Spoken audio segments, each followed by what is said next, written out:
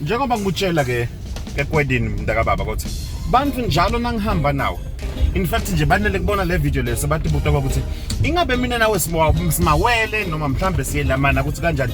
So ngifuna lokuthi batshelwe nguwe lokuthi impilo ihamba kanjani lapho ukuthi sihlangana phi sadalwa kanjani mina nawe ngikuthi uyashayela manje.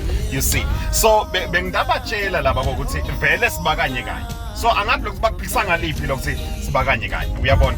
Awukhulume nabeva phela nangibatshela laba ukuthi wena wasekhaya ini. So ke labanye bayabuta nje ukuthi ingabe kwenteke kanjani kanti phela live vele selakubheka le phambili. Angithi phela siliva noma ke siphila la kule digital world. So ke ithini inyalo iassignment le landzelako ingabe wathembisane emaswati ngoba nawo ngikuthi lana ngiyashayela. No, le assignment elandzelako wena mntaka baba ithi la kufuna lokho ukuthi sikhona lokho ukuthi impilo siyishintshe kuwo onke emaswati. Nako nje lesinako. Awubone bodwa shayela phambili. Salungisa lo.